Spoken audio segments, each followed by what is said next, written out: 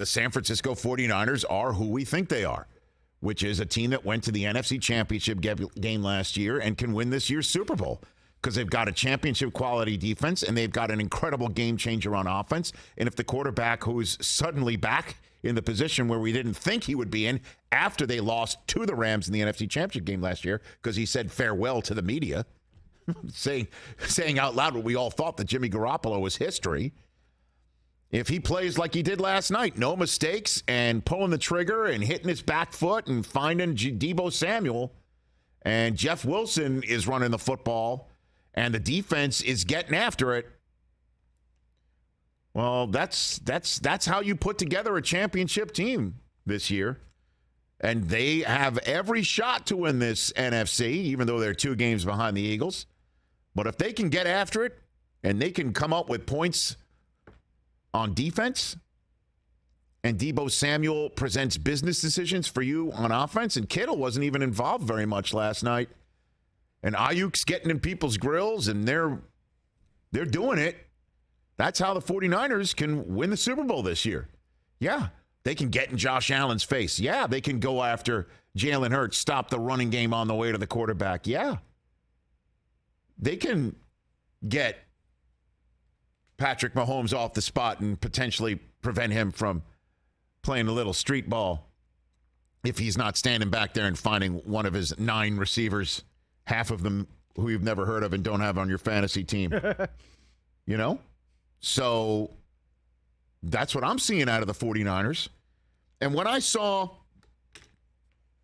Deebo Samuel take it to the house last night, I thought of the nonstop conversation we all had here on this show between the moment we heard he wanted out and being traded, all the way up to the draft when I told you the Niners ain't doing it, all the way through the summer when we're wondering, is he going to show up to training camp, all to the moment where he got pizzed appropriately.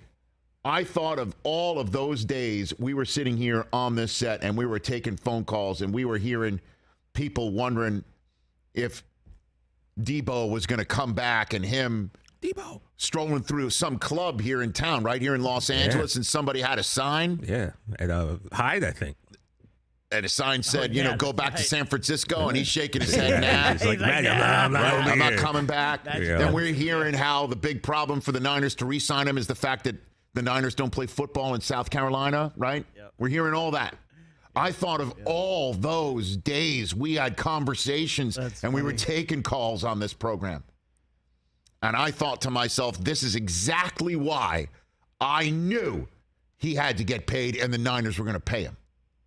That moment right there, because Deebo not only can do that, unlike anybody else in this game, because he can also take tosses and run inside handoffs on you, jet sweeps and things of that nature.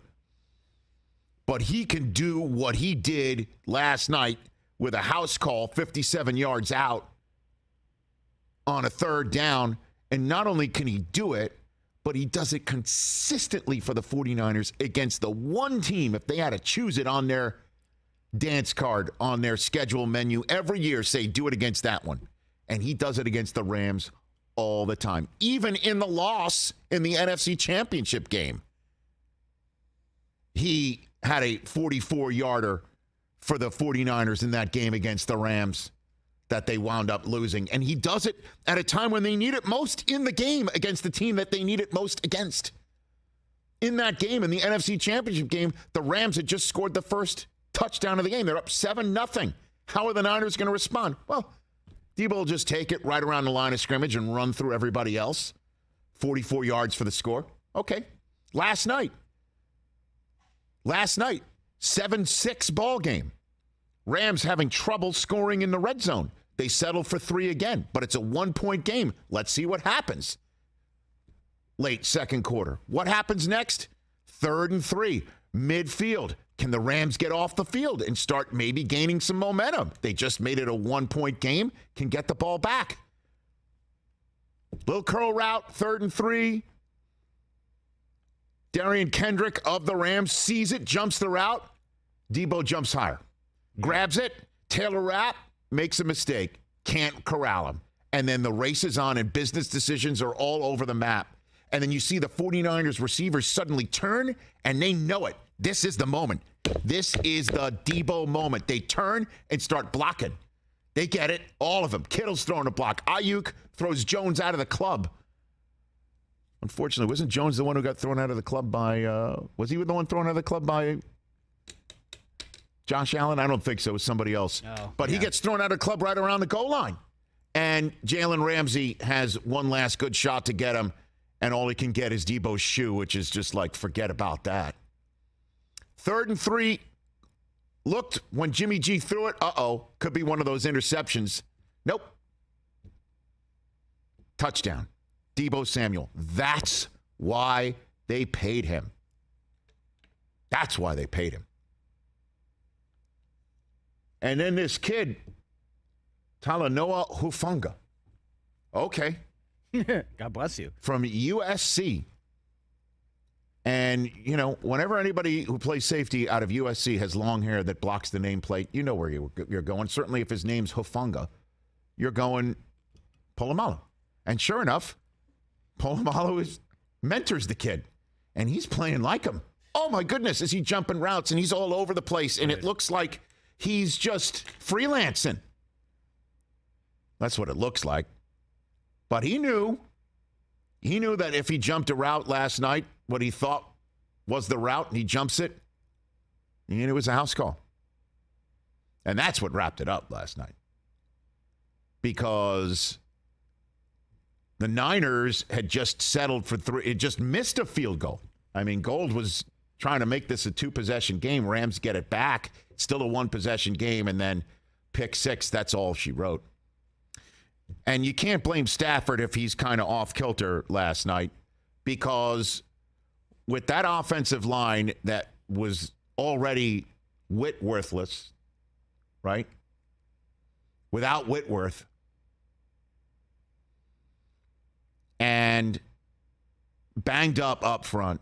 And, you know, Nick Bosa is coming at you. And Fred Warner, I had to look it up. There was only one of him last night. Can that guy play football or what? He is spectacular. Spectacular. So I don't know how the Rams fix that offensive line, how you get healthy.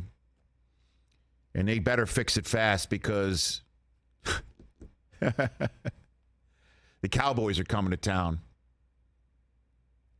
Cowboys are coming down with that lion up front, number 11, roaring. And a tank. And a tank. They got their lion and their tank. Parsons and Lawrence coming. That does sound like one of those cop shows you pitch in this town here in Los Angeles. That is a great show. Parsons and Lawrence, they're always speeding. And so, you know, I'm not concerned long run for the Rams. I don't know how you fix it up front. They did go through a month period, including a loss to the 49ers last year. If you remember, they lost in Odell Beckham's first game with the Rams, and you're wondering, well, Odell's not really fixing anything, but they could really use somebody like Odell back to stretch the field, because I do not know why Allen Robinson is completely invisible. You know. So Kupp is working, and I think the run game can work. Last night, you know, against that front seven, and now this kid Hufanga on the back end, 49ers were just the better team last night.